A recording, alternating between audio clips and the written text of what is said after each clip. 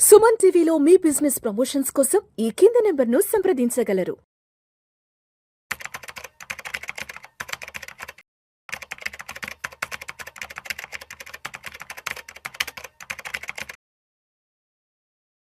నమస్తే, welcome to Vishnu talks.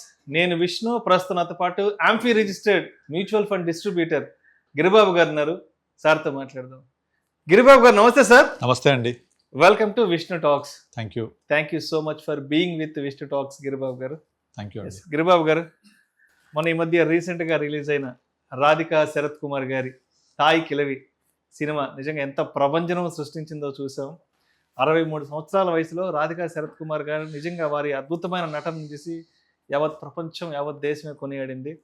అంటే 63 సంవత్సరాల వయసులో ఒక 70 సంవత్సరాల వృద్ధురాలి పాత్ర చేయడం చాలా అద్భుతమైన విషయం. నిజంగా ఆ సినిమా చూసినంతసేపు ఆద్యంతం సినిమా నేపథ్యం అంతా కూడా ఉమెన్ ఎంపవర్మెంట్ గురించి, అంటే మహిళా సాధికారత గురించి, మహిళా స్వావలంబన గురించి, మహిళా ఆర్థిక స్వేచ్ఛ గురించి, ఆర్థిక స్వాతంత్ర్యం గురించే చాలా చక్కగా తీశారు ఆ సినిమా. అయితే ఆ సినిమా క్లైమాక్స్ ఉంటుంది, ఒక 5-6 నిమిషాల ఒక సన్నివేశం. ఎంటైర్ ఆ సినిమాకి ఒక ఆయువు పట్టు లాంటి అద్భుతమైన సన్నివేశాన్ని డైరెక్టర్ చాలా చక్కగా చిత్రీకరించారు. చాలా సూటిగా, సుత్తు లేకుండా ఆ సినిమా నేపథ్యం గురించి క్లైమాక్స్లో ఏం చెప్పాలో అంతవరకు చాలా కరెక్ట్గా చెప్పారు సార్. సో మీరు కూడా చూశారు కదా? నేను కూడా చూసాను. సో క్లైమాక్స్ సన్నివేశం ఏంటంటే, ఆవిడ హాస్పిటల్ నుంచి తిరిగి వచ్చాక ఆవిడ మేడ మీద, ఆవిడ మంచం మీద కూర్చొని ఉంటారు. సో ఆవిడ మంచాన పడ్డప్పుడు ఆవిడ చుట్టూ జరిగిన ఆ యొక్క సంఘటనలు ఆవిడ అన్ని గుర్తు చేసుకుంటూ ఉంటారు. హాస్పిటల్లో ఉన్నప్పుడు వాళ్ళ కుటుంబ సభ్యులు పడ్డ ఇబ్బందుల గురించి, ఇంట్లో మంచాన పడ్డప్పుడు ఆవిడ చుట్టూ జరిగిన కొన్ని సంఘటనల గురించి ఆవిడ గుర్తు చేసుకుంటూ, సో ఇంట్లో కుటుంబ సభ్యుల్ని మేడ మీదకి రమ్మంటారు. సో కేవలం అమ్మాయిలు మాత్రమే రమ్మంటారు. సో ఆవిడ యొక్క ముగ్గురు కోడళ్ళు, కూతురు మేడ మీదకి వచ్చాక, సో ఆవిడ ఒక కీ ఓపెన్ చేసి చూపిస్తారు. 300 తులాల బంగారం దాచి ఉంచాను మీకోసం అంటూ కూడా చెప్తారు.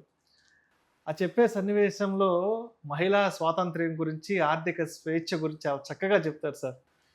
సో మనం ప్రతిరోజు సంపాదించుకునే దుడ్డులో నుంచి ఎంతో కొంత, ఒక 5-10 ప్రతిరోజు దాచిపెట్టుకున్నాం అంటే ఏదో ఒక రోజు మనం ఊహించని విధంగా ఆ డబ్బు మనల్ని కాపాడుతుంది అంటూ కూడా చెప్తారు. కాబట్టి ఈ క్లైమాక్స్ సన్నివేశం నుంచి మరి పవన్ తాయమ్మ, తాయి కిలవి చెప్పిన డబ్బు పాఠాలను మనం ఏ విధంగా గుర్తు చేసుకోవాలి, ఏ విధంగా నేర్చుకోవాలి అంటారు?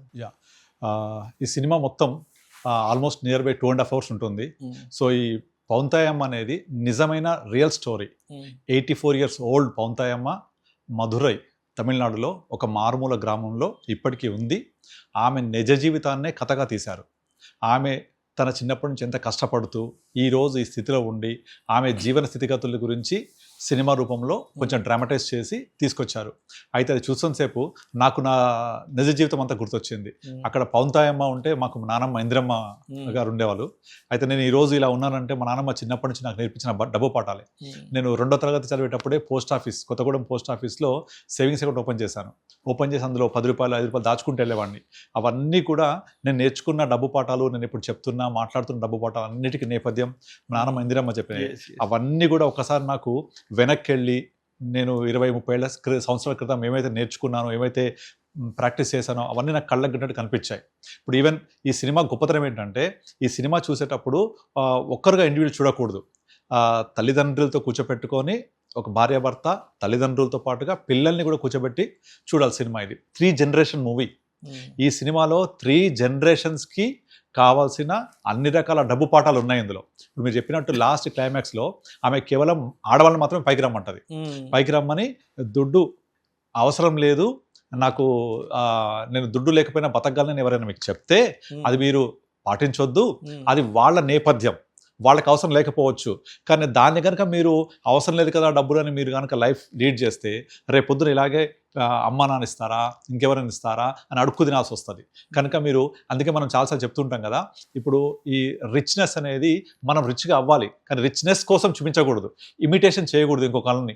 అంటే వాళ్ళకి డబ్బు అవసరం లేదు, వాళ్ళు చాలా హై రిచ్ లైఫ్ లీడ్ చేస్తున్నారు కాబట్టి నేను అలా ఉంటాను, డబ్బు అవసరం లేదని వాళ్ళని చూసి మనం చూస్తే పులిని చూసి నక్క వాతలు పెట్టుకున్నట్టు ఉంటుంది. దాన్ని ఎంత సింపుల్గా చెప్పేసింది. సో డబ్బు అవసరం లేదు అనే వాళ్ళ గురించి వాళ్ళు చెప్పిన విషయాలు మీరు పాటించాల్సిన అవసరం లేదు. ఇది మన వానగుంటల పీఠ అని ఒకటి ఉంటుంది, మా ఇంట్లో కూడా ఉంది. అది మేము చిన్నప్పటి నుంచి ఆడుకున్నాం. అది అందులో ఇట్లా డబ్బులన్నీ వేస్తూ మనం సంపాదించిన దుడ్డులో నుంచి ఎంతో కొంత 5-10 దాచిపెడితే, ఖర్చులు బొంగ దాచిపెడితే ఇట్లా అంటూ ఉంటుంది. మన దగ్గర డబ్బు లేని రోజు ఇలా దాచిపెట్టుకున్న డబ్బులు మనకు ఉపయోగపడతాయి. అప్పుడు ఎవరి దగ్గర చేయాల్సిన అవసరం లేదు. నేను ఇన్ని సంవత్సరాల నుంచి 60 సంవత్సరాలు నేర్చుకునే పాఠాలు 30 ఏళ్ల వయసులో మా కూతురికి నేను నేర్పించాను. సుర్లి నేర్పించాను. 15 సంవత్సరాల వాళ్ళ కూతురు నేర్చుకుంది, వాళ్ళ మనవరాలు, పెద్ద కొడుకు కూతురు ఆమె నేర్చుకుంది. ఇక వాళ్ళ బిడ్డ 4వ తరం పౌంతాయమ్మ, వాళ్ళ కూతురు సుర్లి, వాళ్ళ మనవరాలు 9th క్లాస్ చదువుతుంటది. వాళ్ళ ఇంకొక అమ్మాయి మనవరాలు చిన్న పాప. అంటే 4 generations కి సంబంధించిన ఒక ఆర్థిక పాఠం ఆ చివరి సన్నివేశాలలో మనకు కనపడుతుంది. సో అందుకనే ఈ సినిమా తప్పకుండా ప్రతి ఒక్కళ్ళు కూడా వాళ్ళ కుటుంబం మొత్తం కూర్చొని చూడాలి. అప్పుడు ఈ డబ్బు ఎలా ప్రవహిస్తూ ఉంటుంది, ఒకళ్ళ దగ్గర నుంచి ఒకళ్ళ దగ్గరికి వెళ్ళినప్పుడు వాళ్ళ యొక్క ఇంపార్టెన్స్ ఏంటి, అది ఎలా ఉపయోగపడుతుంది, ఆ సేవింగ్స్ ఇంపార్టెన్స్ ఏంటి, ఇవన్నీ అడుగడుగున కనబడుతూ ఉంటాయి. అందులో మనం సినిమా స్టార్టింగ్ నుంచి తీసుకుంటే మొత్తం అందులో చెప్పిన ఇంకొక ఇంపార్టెంట్ లెసన్ ఏంటంటే డబ్బు సంపాదించి మొత్తం దాచిపెట్టక్కర్లా. మీరు సంపాదించింది మీకోసం మీరు ఖర్చు పెట్టి మీరు ఎంజాయ్ చేయండి. ఎగ్జాక్ట్లీ. సో ఎంత సింపుల్ పాఠం అది. నార్మల్గా చాలా మంది చేసే తప్పు ఏంటంటే వాళ్ళు సంపాదించింది మొత్తం నోరు కట్టుకొని కడుపు కట్టుకొని అన్ని పొదుపు చేసి సేవ్ చేస్తూ ఉంటే, అందుకే పిసినారులు అందరూ మంచోళ్ళని చెప్తుంటారు. ఎందుకంటే పిసినారులు అందరూ వాళ్ళు తినరు, ఎవరికి పెట్టరు, మొత్తం మూట కట్టి ఇచ్చిపోతారు. ఈ సన్నివేశం సినిమాలో మనకు కనపడుతుంది. ఎగ్జాక్ట్లీ. ఆవిడ శుక్రవారం సిటీకి రెడీ అయ్యి సిటీకి వెళ్ళి ఆ రోజు 2 సినిమాలు చూస్తారు, మంచిగా సినిమాలు చూసి రెస్టారెంట్ కి వెళ్ళి మంచిగా భోజనం చేసి ఐస్ క్రీమ్ అవి ఇవి తిని మంచి కళ్ళద్దాలు కొనుక్కుని, అంటే సిటీలో ఉన్నటువంటి ఆ సిటీ వాతావరణాన్ని మొత్తం ఆస్వాదిస్తారు. ఇట్లా మన గన్స్ కొడుతుంది, సాయంత్రం ఎగ్జిబిషన్ కి వెళ్ళడం, అంటే ఎంటర్టైన్మెంట్ మొత్తం ఆ రోజు శుక్రవారం పెట్టుకుంటారు. ఎగ్జాక్ట్లీ. ఇక్కడ ఇంపార్టెంట్ పాయింట్ ఏంటంటే మనము సంతోషంగా ఉండాలంటే డబ్బులు విచ్చలవిడిగా ఖర్చు పెట్టిన అవసరం లేదు. నచ్చిన ఫుడ్ తినాలి, నచ్చిన సినిమాలు చూడాలి, నచ్చిన బట్టలు వేసుకోవాలి, నచ్చిన ప్రదేశానికి వెళ్ళాలి, నచ్చిన మనుషులతో ఉండాలి. That's all. That gives you happiness. అందుకే నేను చాలాసార్లు చెప్తూ ఉంటాను, మీరు హ్యాపీనెస్ అనేది ఒక లైఫ్లో ఒక భాగం. మీరు ఈ సంపాదించే సంపాదన, ఈ కష్టపడేది, ఇదంతా కూడా సంతోషంగా ఉండడం కోసం మాత్రమే. అందుకే పెద్దయ్యాక నువ్వేమవుతావు అంటే సంతోషంగా బతుకుతాను అని చెప్పాలి. ఆ సంతోషం కోసం ఏం చేయాలి? ఈ సంతోషం ఎవరితో ఉండాలి? ఈ సంతోషం అంటే ఏంటి? ఏం లేదు, మీరు సంపాదించిన దాంట్లో కొంత ఖర్చు పెట్టుకుంటే. ఇప్పుడు చాలామందికి ఏదో తినాలనిపిస్తుంది, స్వీట్ అంటే ఇష్టం, తినాలనిపిస్తుంది, తినేయండి. That gives you lot of pleasure. పెద్ద ఖర్చేం కాదు దానికి. ఆమె మహా అయితే ఏం చేస్తుంది, సినిమాకి వెళ్తుంది, ఏదో కూల్ డ్రింక్ తాగుతుంటుంది, సరదాగా ఐస్ క్రీమ్ తింటుంది, తర్వాత ఒక చిన్న గాలిపట్టణాన్ని పట్టుకొని తిరుగుతూ ఉంటుంది, స్పెట్స్ పెట్టుకుంటుంది, మంచి బట్టలు వేసుకుంటుంది, ఇంతే. మంచిగా చక్కగా తయారవుతుంది. సినిమాకి వెళ్ళి పక్కోడిని ఇట్లా అనుకుంటా సినిమా డైలాగ్ ఎంజాయ్ చేస్తుంటది. That's all. చిన్న చిన్న ఆనందాలే, సంతోషాలే మనసుకు సంతోషాన్ని ఇస్తాయి, జీవితానికి సంతోషాన్ని ఇస్తాయి. దీనికోసం మీకు లక్షల కోట్ల అవసరం లేదు. ఎంత కష్టపడి సంపాదిస్తారో ఆ సంపాదించిన దాంట్లో కొంత సేవ్ చేయండి, 5-10, కొంత ఆనందంగా బతకడం కోసం, మనల్ని మనం చూసుకోవడం కోసం ఖర్చు పెట్టుకోండి. మిగతాది రేపు దాచిపెట్టుకోండి, జీవితాన్ని సాగించండి. ఇప్పుడు కూతురు కూడా ఒక పెద్ద పాఠం చెప్తుంది. లాస్ట్ ఏమంటుంది, ఏమే సుర్లి, నువ్వు మీ అమ్మ హాస్పిటల్లో ఉంది, నువ్వేంటి పనికి వెళ్తున్నావు, నీకేం బాధ లేదంటే, మా అమ్మ నాకు చిన్నప్పటి నుండి నాకు పెళ్ళైన తర్వాత నన్ను ఇంటికి తీసుకొచ్చుకొని పెట్టుకొని 3 తులాల బంగారం ఇవ్వలేదని చెప్పేసి మా ఆయనకి తెచ్చిపెట్టుకొని, మీరందరికీ ఏమనిపిస్తుందంటే నన్ను పిలుచుకొని నన్ను కష్టపెడుతూ తను వంట వండించుకుంటుంది అనుకుంటున్నారు. కానీ కాదు, ఒక మనిషి తోడు లేకపోయినా ఎలా బతకాలో, స్వతంత్రంగా ఎలా ఉండాలో, తన కాళ్ళ మీద తను ఎలా నిలబడాలి, అది నాకు నేర్పించింది అని చెప్పింది. ఎగ్జాక్ట్లీ మా నాన్నమ్మ కూడా అంతే. మా నాన్నమ్మ ఏజ్ 28-30 years అప్పుడు తన భర్త చనిపోతే 4 చిన్నపిల్లల్ని పెట్టుకొని సింగరేణి కాలేజ్ వాళ్ళు ఇచ్చిన 2000 రూపాయలు నాకు ఇచ్చేసి నేను తీసుకెళ్తాను వాళ్ళ తమ్ముళ్ళు చెప్తే కూడా, మనం ఉన్న చోట మన్ను బుక్కి బతకాలి అని ఒక చిన్న ఇల్లు తీసుకొని అక్కడ ఉండి మా నాన్నమ్మ అందరినీ పెంచుకుంటూ ఈ స్థితికి తీసుకొచ్చింది. సేమ్ అదే అనిపించింది నాకైతే. అండ్ ఇక్కడ మరొక పాత్ర గురించి తప్పనిసరిగా మాట్లాడుకోవాలి సార్. ఇప్పుడు పౌంతాయమ్మ కూతురు ఉంది కదా, సుర్లి. అంటే పౌంతాయమ్మ ఇంట్లో బెడ్ మీద ఉన్నప్పుడు, తర్వాత హాస్పిటల్కి తీసుకెళ్లి ఆవిడకి ట్రీట్మెంట్ చేయిస్తున్నప్పుడు, చాలా మంది ఆవిడ చనిపోవాలని కోరుకునే వాళ్ళు చాలా మంది ఉంటారు. ఆవిడ ఏదో విధంగా బతికొచ్చాక ఆవిడ దగ్గర ఉన్న డబ్బు, దశకం, అవి ఇవి నగలు తీసుకెళ్దామని కొంతమంది కుటుంబ సభ్యులు ఆలోచిస్తుంటారు. అంటే ఆవిడ బెడ్ మీద పడ్డప్పటి నుంచి చాలా మంది ప్యానిక్ గా ఉంటారు, హర్రీ బర్రీగా ఉంటారు, ఆవిడకి టెన్షన్ పడుతుంటారు. బట్ సుర్లి అనే క్యారెక్టర్, కూతురు క్యారెక్టర్ మాత్రం చాలా ప్రశాంతంగా ఉంటుంది. ఆవిడ రెగ్యులర్ రొటీన్, డైలీ రొటీన్ ఏదైతే ఉంటుందో అది యాస్టీజ్గా చేసుకుంటూ ఉంటుంది. తన ఇంట్లో జాకెట్లు కుట్టుకుంటూ ఉంటుంది. అదేవిధంగా తను పొలానికి వెళ్ళి తను పొలం పనులు చూసుకుంటూ ఉంటుంది. అంటే మిగతా క్యారెక్టర్ల మొత్తం ఆవిడ దగ్గరున్న డబ్బు కోసం తాపత్రయపడుతూ ఉంటారు. అంటే ఆవిడ దగ్గర అప్పు తీసుకున్న వాళ్ళేమో ఆవిడ చనిపోతే అప్పు కట్టాల్సిన పని లేదని కొంతమంది సంతోషం వ్యక్తపరుస్తుంటారు. ఇంకొంతమంది కుటుంబ సభ్యులేమో అరే ఆవిడ చనిపోతే ఆవిడ దగ్గర ఉన్న డబ్బు నగలు అవి ఏమైనా ఉంటే మిస్ అయిపోతామని చెప్పి కొంతమంది ఆవిడ బతకాలని కోరుకుంటారు. బట్ ఎలాంటి టెన్షన్ లేకుండా, ఎలాంటి బాధలు బందీలు లేకుండా సురళి క్యారెక్టర్ మాత్రం చాలా ప్రశాంతంగా ఉంటుంది. అంటే డైరెక్టర్ ఇక్కడ ముందే చూపించేశాడు. అంటే వాళ్ళ అమ్మ ఇచ్చిన ఆర్థిక స్వేచ్ఛ, ఆర్థిక స్వేచ్ఛని తను ఎలా స్వేచ్ఛగా బతకాలి, స్వతంత్రంగా బతకాలి, ఆర్థిక స్వావలంబన ఉంటేనే కదా సాధ్యం అది. కనుక మా అమ్మ హాస్పిటల్ ఉంది కదా ఏడుస్తూ కూర్చుంటే మా అమ్మ పొరకచ్చి కొట్టి కొడుతుంది నన్ను, కనుక నేను అలా ఉండకూడదు అని తను పని మీద ధ్యాస పెట్టి ఓకే నేను ఏడ్చినంత మాత్రాన హాస్పిటల్ రాదు కదా, కానీ నేను బతకాలి కదా రేపు పొద్దున, నా బతకడం కోసం నేను నా కష్టపడుతూ ఉండాలి. ఇదే మా అమ్మ నేర్పించింది. ఇప్పుడు మా అమ్మ హాస్పిటల్ ఉన్నప్పుడు కూడా నేను ఈ పని అవలంబించకపోతే నాకు అది అర్థం లేదు. ఆమె దగ్గర నేర్చుకున్న పాఠాలు ఇది మనకు నిజంగా ప్రతి ఒక్కళ్ళకు వాళ్ళ లైఫ్లో నేర్చుకోవాల్సిన పెద్ద పాఠాలు. మనం పని చేయాలంటే అందరికీ వైట్ కలర్ జాబే అక్కర్లేదు, పెద్ద పెద్ద స్కిల్ జాబ్స్ అక్కర్లేదు. చాలామంది చెప్తూ ఉంటారు ఇప్పుడు అరే నువ్వేంట్రా జాబ్ చేయట్లేదు అంటే నాకు సరైన జాబ్ దొరకలేదు అని. మనకు సరైన జాబ్ దొరకకపోతే దొరికిన జాబ్ చేయాలి, మనం బిజీగా ఉండాలి, సంపాదిస్తూ ఉండాలి. ఆటోమేటిక్గా మనకు ఒక ఆర్థిక స్వేచ్ఛ వస్తే మన నేపథ్యం, మన దృక్పథం, మన ఆలోచన విధానం అన్నీ మారిపోతాయి.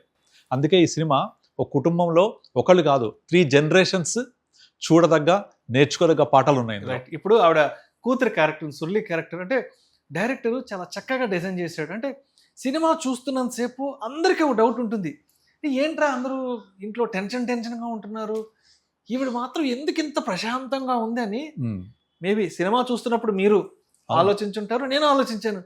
ఏంటి ఈవిడ హ్యాపీగా ఏదో జాకెట్లు కుట్టుకుంటూ ఉంది, పొలం పనికి వెళ్ళి పొలం పనులు చూసుకుంటుందంటే, బట్ డైరెక్టరు పరోక్షంగా ఆవిడ యొక్క ఆర్థిక స్వావలంబన ఏంటి ఎందుకు అనేది మెసేజ్ అలా ఇచ్చాడు, మెసేజ్ ఆడియన్స్కి ఇచ్చాడు. ఇంకొకటి ఇప్పుడు మన మొదట్లో సినిమా బిగినింగ్ లో ఒకళ్ళ ఇంటికి వెళ్తుంది దుడ్డు వసూలు చేయడానికి, వడ్డీ వసూలుకి వెళ్తే లోపల ఉండి పుస్తకాలతో తీసేస్తుంది. చిన్న పిల్లగాడి చొక్కా తీసేసి వాడికి పాత చొక్కా ఉంటుంది, బనీన్ ఉంటుంది, అరే కొంచెం ముఖం ఏడుపులో మనం పెట్టరా అంటది. వాళ్ళ భర్త గోడ చాటును ఉంటారు. ఎలాగానే ఏంటి డబ్బులు లేవా అని చెప్పేసి దాన్ని తిట్టుకుంటూ వాళ్ళ పిల్లోడి చేతిలో ఉండే ₹2 లాక్కుంటుంది. మీ నాన్న కట్టాల్సిన వడ్డీ జమ చేసుకుంటారు అని ఆ ఇంట్లోకి వెళ్తున్నప్పుడు బయట వాళ్ళ అత్త ఒక చిన్న సట్టిలో గంజి తింటూ ఉంటది. ఏమే మీ కోడలు పెట్టలేదా అంటే నీలాగా దొరుకుతుందా నాకు, ఏదో తింటున్నా అంటది. అంటే it's a clear cut message. మీరు కనుక మీ యొక్క ఆర్థిక స్వేచ్ఛ కోల్పోకపోతే నచ్చినట్టుగా బతకొచ్చు, మీ ఆర్థిక స్వేచ్ఛ కోల్పోతే అలా పెట్టినట్టు తినాల్సి వస్తుంది, పెట్టింది తినాల్సి వస్తుంది, నచ్చింది కాదు. ఈవెన్ సినిమా మధ్యలో అసలు ఎందుకురా వీళ్ళతో విడిపోయారని ఒక క్లైమాక్స్లో బ్యాక్గ్రౌండ్ స్టోరీ చెప్తూ ఉంటారు. అప్పుడు ఈ ఇల్లు, పొలము ఇవన్నీ కూడా కొడుకులకు చెందుతాయి, గోల్డ్ ఏమో కూతురుకు చెందుద్ది ఆ ఊరి సంప్రదాయం ప్రకారంగా. అయితే ఆ ఊర్లో ఉన్న అన్ని ఇళ్లలో ఈ ఒక్క ఇల్లు మాత్రమే లేడీ పేరు మీద ఉంటది. చూసారా, లేడీ ఒక్క ఇల్లు మాత్రమే తన పేరు ఉంటది. మనం చూపిస్తారు కదా టైటిల్స్ అన్ని చూపిస్తారు. తిన ఇల్లు పౌంతాయమ్మ ఇల్లు మాత్రమే లేడీస్ పేరు మీద ఉంటది, మిగతా అందరివి కూడా మొగళ్ళ పేరుతో ఉంటాయి. ఇప్పుడు ప్రభుత్వ పథకాలు కానీ లేకపోతే ఇల్లు కానీ ఎందుకు లేడీస్ పేరు మీద పెడతారు అంటే అదొక ఆర్థిక భద్రత కోసం, ఆర్థిక స్వేచ్ఛ కోసం. తన పేరు మీద ఉంటే నాకంటూ ఒక ఆస్తి ఉంది, నాకంటూ ఒక నీడ ఉంది, నాకంటూ బతకడానికి ఒక ప్రదేశం ఉంది అనే ఒక థాట్ ఉంటుంది. అది ప్రతి ఒక్కళ్ళకు కూడా చాలా శక్తినిస్తుంది. ఇది కూడా అదే చూపిస్తుంది. అంటే ఇంట్లో అంటే మన పెద్దవాళ్ళు ఎప్పుడో చెప్పారు సార్, మన పూర్వీకులు ఎప్పుడో చెప్పారు, ఇంట్లో స్త్రీ కనుక చదువుకుని ఉంటే, ఆవిడ కనుక అక్షరాస్యత ఉంటే ఆ కుటుంబంలో నెక్స్ట్ జనరేషన్స్ అన్ని అబ్వియస్గా కూడా ఈ సినిమాలో అది కూడా మనకు టచ్ చేస్తారు. సుర్లి చెప్తుంది కదా వాళ్ళ వదినలతోటి, యాక్చువల్గా మీరు పెళ్ళైన కొత్తలో మధ్యాహ్నం పూట సినిమా పోతుంటే మా అమ్మ తిట్టేది, మధ్యాహ్నం పడుకుంటే తిట్టి ఏరా ఎందుకు పడుకుంటున్నావు, పొలం పనులు పోచని తిడుతుండేది. అంటే వాళ్ళ కూతురేమో స్కూల్ పంపించేసి స్కూల్ నుంచి తీసుకొచ్చేటప్పుడు కనీసం నేర్చుకుంటే ఒక కనీసం ఏదో ఎక్కాలు చేసుకొని లెక్కలు నేర్చుకుంటే లెక్కలు నేర్చుకుంటే బతకొచ్చు. చాలు, అంతవరకు చాలు బతకడానికి. చాలు బతకడానికి. నాలుగు లెక్కలు నేర్చుకుంటే ఆ చాలు. ఆ బతకడానికి కావాల్సిన ఆ మాత్రం అక్షర జ్ఞానం ఉండాలి అని ఆ. కూతురు నేర్పించింది. కోడళ్ళకు కూడా అలా ఊరికి తిని తొంగి ఉంటే ఏముంటది, మీరు కనీసం వెళ్ళి పని చేసుకోండి అని కోడలకు చెప్తుంటే కోడలకు అది వ్యతిరేకంలా కనిపిస్తుంది. మా అత్త మమ్మల్ని ఎంజాయ్ చేయనియదు, మా అత్త మమ్మల్ని పడుకోనియదు అని వాళ్ళు నెగిటివ్ తీసుకుంటారు. అదే సుర్లి ఏమో పాజిటివ్ తీసుకొని పని చేసుకొని ఎలా బతకాలో నేర్చుకుంది. దాన్ని నెగిటివ్ తీసుకున్న కోడలేమో అలా అడుక్కు తింటూ పోయారు. ఎప్పుడు మా అత్త చచ్చిపోద్దా, ఎప్పుడు డబ్బులు వస్తాయా అని వాళ్ళ బంగారం తాకట్టు పెట్టి దాని మీద ఆలోచన ఉంది. ఇవట్లా కాదు, దానికి సంబంధం లేదు. సుర్లి క్యారెక్టర్ నేను పనిచేస్తూ పోతే నాకు ఆర్థికంగా నేను స్వేచ్ఛగా బతకగలను అనేది ఆ షేడ్లో చూపిస్తారు. కానీ వీళ్ళు పని చేయకుండా బద్ధకంతో ఉండి డబ్బుని ఎలా రాబట్టాలని వీళ్ళు కుట్రలు కుతంత్రాలు వండుతూ ఉంటారు పక్క నుంచి. ఇక్కడ 2 క్యారెక్టర్స్ మనకు ఒకే ఇంట్లో కనబడుతూ ఉంటాయి. అందుకే ఈ సినిమా 3 జనరేషన్స్ కలిసి కూర్చొని చూడాలని చెప్పింది నేను. ఇంకోటి ఇంపార్టెంట్ ఏంటి, అంబులెన్స్ సీన్. అంబులెన్స్ అక్కడ వాళ్ళ 3వ కొడుకు మన సెల్వా, వాడికి కనువిప్పు కలిగే ప్రదేశం అది, టైం అది. అక్కడ ఒకడు బయట గొడవ పడుతుంటారు, మనం అనుకుంటాం ఏంటి అంబులెన్స్ డ్రైవర్ రావట్లేదు ఏంటి, అక్కడ చావు బతుకు మధ్య ఉన్నారు అనుకుంటే అదంతా ముందే తెలుసు వాళ్ళకి అనుకున్నారు. కానీ అక్కడ ముందే ప్లాన్ స్టోరీ అది. అక్కడ అంబులెన్స్ సీన్ లో ఆ అంబులెన్స్ డ్రైవర్ చెప్తుంటాడు, ప్రపంచంలో డబ్బు లేక పిల్లల్ని చంపిన తల్లిదండ్రులు మనం చూడం, ఎక్కడ ఉండరు. కానీ అదే తల్లిదండ్రులని పిల్లలు చూసుకున్న సందర్భాలు చాలా తక్కువ కనపడుతుంటాయి మనకు. అంటే ఒక పక్క తల్లిదండ్రులేమో వాళ్ళ యొక్క జీవితాన్ని దారబోసి పిల్లల్ని కాపాడుకుంటూ ఉంటారు. ఏ తల్లిదండ్రి కూడా తన డబ్బు లేక పిల్లల్ని చంపేసుకున్న సందర్భాలు కనిపించవు మనకు. కానీ ఇదంతా మీకు తల్లిదండ్రులు వృద్ధాప్యంలోకి వెళ్ళిన తర్వాత వాళ్ళ పోషణ బరువు అయిపోయి భారం అయిపోయి వదిలించుకోవాలని చూసే వాళ్ళే ఉన్నారు తప్ప ఇది చాలా సహజంగా రోజుల్లో జరుగుతున్న రోజు చూసే సన్నివేశం సార్. ఇది కొత్త ఏమో కానీ ఇలాంటి రోజు చాలా జరుగుతూ ఉంటాయి. చాలా మెసేజ్ అనేది చాలా క్లియర్ గా ఉంది, మనసుకి హత్తుకునేది. ఇక్కడ మనం నేర్చుకోవాల్సిన పాఠం ఏంటంటే, నార్మల్ గా అదే వృద్ధులకి అదే తల్లిదండ్రులకు వాళ్లకు ఒక ఆర్థిక స్వేచ్ఛ ఉండి వాళ్ళ చేతి నిండా డబ్బులు ఉండి ఎవరి మీద డిపెండ్ అవ్వకపోతే అలాంటి కర్మ పట్టదు కదా వాళ్ళకు. అందుకనే ఇండియాలో ఇప్పుడు 100 సంవత్సరాలు దాటిన వృద్ధులు కనీసం ఒక 6 నుంచి 7,000 మంది ఉంటారు. ఈ 6 నుంచి 7,000 మంది మధ్య ఉన్న కామన్ ఫ్యాక్టర్ ఏంటంటే ఈ 6-7,000 మందికి పెన్షన్ వస్తుంది. ఇలా పెన్షన్ వచ్చే వాళ్ళు మోర్ దెన్ 100 years బ్రతికిన సందర్భాలు కనబడుతున్నాయి మనకు. మీరు ఇండియన్ పాపులేషన్ స్టాటిస్టిక్స్ తీసుకుంటే అబోవ్ 100 years ఎంతమంది ఇండియాలో ప్రజెంట్ లైవ్ ఉన్నారని చూస్తే మోర్ దెన్ 6,000 పీపుల్ ఉన్నారు. వాళ్ళందరికీ పెన్షన్ వస్తుంది కాబట్టి వాళ్ళు అంతకాలం దీర్ఘకాలం బ్రతికి ఉన్నారు. అంటే ఇక్కడ అర్థం చేసుకోవాల్సిన ఏంటంటే, అదే తల్లిదండ్రులకి పెన్షన్ వస్తూ ఉంటే డబ్బులు చేతి నిండా ఉంటే అలా చేస్తారా పిల్లలు? ఆ డబ్బులు లేకనే కదా తల్లిదండ్రులను అలా చనిపోయేటప్పుడు నరకయాతన అనుభవించేలాగా చేస్తున్నారు. ఎందుకంటే ఆ డబ్బులు కట్టి వాళ్ళని బతికిచ్చే స్తోమత లేక. అండ్ వాళ్ళ కొడుకు ఏమో మా అమ్మ మంచి ముహూర్తం చనిపోయిందని హ్యాపీ ఫీల్ అవుతూ ఉంటాడు. అంటే వదిలించుకోవడానికి అదొక మార్గం. ఇంకా వదిలించుకున్న తర్వాత ఈ డ్రైవర్ని పిలుస్తూ ఉంటారు. మనమందరం ఏంటి డ్రైవర్ పిలుస్తుంటే రావట్లేదు అనుకుంటూ ఉంటాం. కానీ అక్కడ స్టోరీ అది కాదు. ఇంకా ముహూర్తం చూసుకొని ఈ ముహూర్తంలో ఇంటికి పోయేసరికి ముహూర్తం దాటిపోద్ది కనుక ఇక్కడే మనం వదిలించుకుందామని. ఎంత దారుణమైన పరిస్థితి అది. బట్ ఏ తల్లిదండ్రి కూడా పిల్లల్ని అలా వదిలించుకోరు. కానీ పిల్లలు మాత్రం రివర్స్, అలా తల్లిదండ్రులు చూడట్లేదు. ఇది మాత్రం చాలా పెద్ద లెసన్ ఇది అందరికీ కూడా. అందుకే ఇన్సూరెన్స్ కనుక ఉంటే అలా జరిగేది కాదు కదా. సో మనకు ఖచ్చితంగా హెల్త్ ఇన్సూరెన్స్ ఉండాలి. అలాగే ఒక ఆర్థిక స్వేచ్ఛ ఉండాలి అంటే చేతిన డబ్బులు ఉండాలి. ఈ డబ్బులు సంపాదించిన కాలంలో ఎంతో కొంత మనం సేవ్ చేసుకుంటూ పోతే ఆ సేవ్ చేసుకున్న డబ్బులు వృద్ధాప్యంలో ఉపయోగపడతాయి. ఇవన్నీ మనం నేర్చుకోవాల్సిన పాఠాలు. రైట్. కొంతమంది సినిమా చూసి, అంటే చాలామంది సినిమాలు చూసి ఇన్స్పైర్ అవుతుంటారు, కొంతమంది సినిమాను చూసి మర్చిపోతుంటారు. బట్ ఈ సినిమాను చూసి ఎస్పెషల్లీ మన ఇంట్లో ఉండే ఆడవాళ్ళు, మన పేరెంట్స్గానే ఉండే, లేదంటే భార్య, మన తోబుట్టులు ఎవరైనా సరే, మన కజిన్స్, చెల్లెలు ఎవరైనా సరే తప్పనిసరిగా ఈ సినిమాను చూసి నేర్చుకోవాల్సిన విషయాలు ఏమున్నాయి.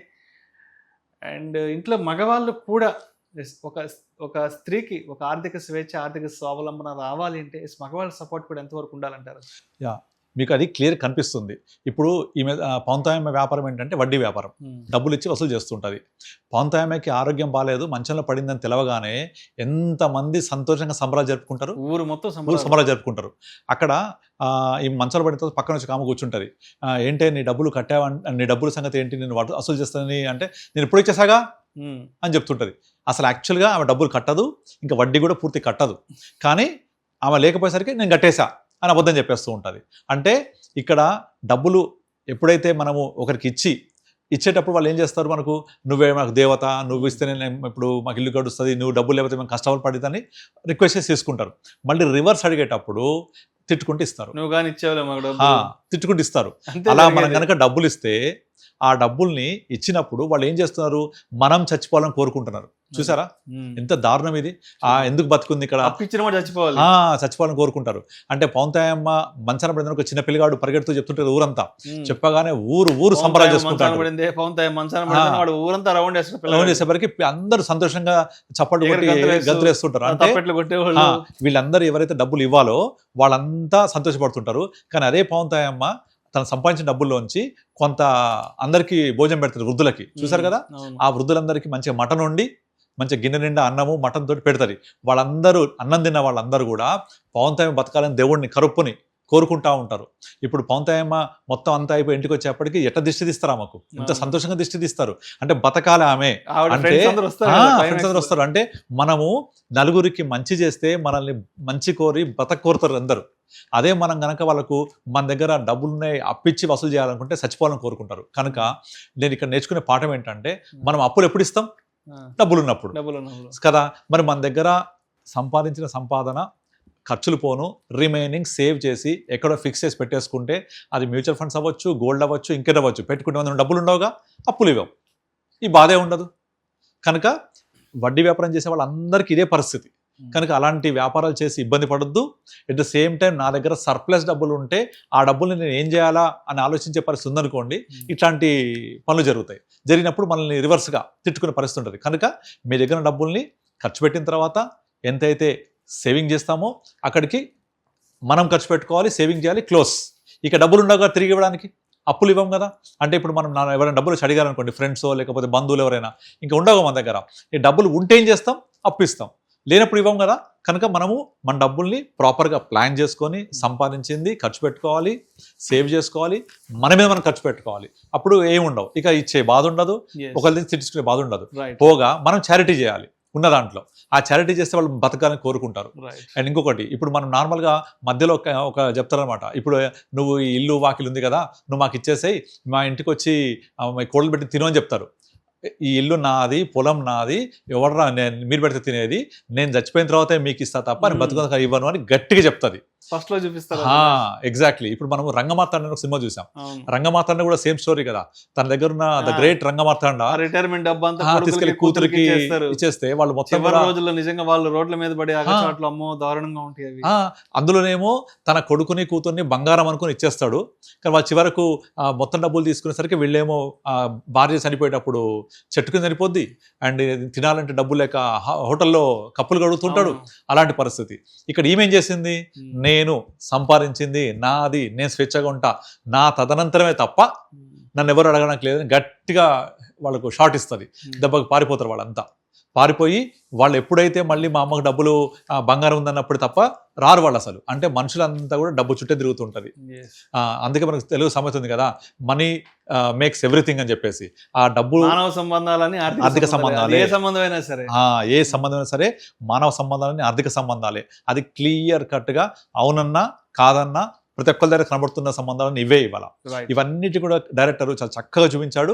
అండ్ ప్రతి ఒక్కళ్ళు చూసి ఎన్నో పాటలు నేర్చుకోవాలి సినిమాలో. నిజంగా చాలా అద్భుతమైన సినిమా సార్. ఎందుకంటే ఇలాంటి సినిమాలు చాలా రేర్ గా వస్తుంటాయి. 10 ఏళ్ళకు ఒకసారో 15 ఏళ్ళకు ఒకసారో వస్తుంటాయి. నిజంగా 60+ ఏజ్ లో కూడా నిజంగా రాధికా శరత్ కుమార్ రోజుకు ఒక 5-6 గంటలు మేకప్ వేసుకోవడము, మళ్ళీ మేకప్ దగ్గర 2-3 గంటలు, నిజంగా ఆవిడ చాలా చాలా కంట్రిబ్యూట్ చేశారు. ప్లస్ ఇంకొక పాయింట్, ఇప్పుడు ఈమె కరుప్ప దగ్గరికి వెళ్ళి దండం పెట్టుకుంటారు కదా, ఆ దండం పెట్టుకునే విధానంలో కూడా కరుప్ప మా ఊర్లో పంటలు బాగా పండాలి, డబ్బులందరికీ రావాలి, మంచిగా ఉండాలి, నాకేమో కష్టాలు వస్తే ఎదుర్కొనే శక్తినివ్వు అంటది. కష్టాలు రావద్దని చెప్పట్లే, కష్టాలు వస్తే ఎదుర్కొనే శక్తినివ్వు అంటది. అంటే అక్కడ కూడా పాజిటివ్నెస్. సో ఇదంతా కూడా ఆమె 65 ఏళ్ల లైఫ్ లెసన్స్ ఇవన్నీ కూడా. ఆ లైఫ్ లెసన్స్ని మనం అర్థం చేసుకొని ఒక స్త్రీలకి, ముఖ్యంగా ఆడవాళ్లకు ఆర్థిక స్వేచ్ఛ, ఆర్థిక స్వావలంబన, నేను ఎలా బతకాలి, ఒకరి మీద ఆధారపడకూడదు. ఆఖరికి ఆ అల్లుడు డబ్బు కోసం తీసుకున్న వాడిని డైవర్స్ ఇచ్చేస్తారు కదా, రోడ్డు మీద పంచాయతీ డైవర్స్ ఇచ్చేసి బెన్నీ కుక్ తో పెళ్లి చేపిచ్చేస్తారు కదా. బెన్నీ కుక్ తోటి పెళ్లి చేసి ఆ తల ఎట్టించుకునేటప్పుడు తలెత్తుకొని కట్టించుకో ఎత్తుకో అంటే సగర్వంగా ఉండని. అంటే ఇక్కడ నువ్వు బ్రతకడం అనేది ఇంపార్టెంట్, ఉమ్, అంతే తప్ప అది నీకు ఎవరైతే సూటబుల్ కారో ఆ వ్యక్తితో బయటకు వచ్చేసే ప్రాబ్లమే లేదు, తప్పు లేదు. కనుక life is very important. Life means living. yes, living is important. ఎలా జీవిస్తున్నావు, ఎంత స్వేచ్ఛగా జీవిస్తున్నావు, అదే ఇంపార్టెంట్. బానిస బతుకులు అక్కర్లేదు, right, right, స్వేచ్ఛ, స్వతంత్రం, right. అలా నిజంగా బతకాలి. చాలా చాలా అద్భుతమైన సినిమా తీశారు. ఇలాంటి సినిమాలు చాలా రేర్గా వస్తుంటాయి. సో తప్పకుండా ప్రతి ఒక్కరూ మంచి సినిమాని ఎప్పుడూ చూడాలి, మంచి సినిమాని ఆదరించాలి, మంచి సినిమా నుంచి మంచి విషయాలు తప్పకుండా నేర్చుకోవాలి. నిజంగా డెఫినెట్గా ఈ సినిమా నేషనల్ అవార్డు విన్నింగ్కి వెళ్ళాలని మనస్ఫూర్తిగా కోరుకుందాం సార్. అండ్ అదేవిధంగా కూడా మంచి నంది అవార్డ్స్ కానివ్వండి, ఏదైనా సరే జాతీయ స్థాయిలో ఈ సినిమాకి మంచి ఉత్తమ గుర్తింపు రావాలి, నేషనల్ అవార్డ్స్ రావాలని మనస్ఫూర్తిగా కోరుకున్నాను. ఎందుకంటే టీం అంతా కూడా చాలా కష్టపడి వర్క్ చేశారు, చాలా మంచి విషయాలను మన ప్రేక్షకులందరికీ కూడా తెలియజేశారు. Thank you so much Giribabu garu. Thank you అండి.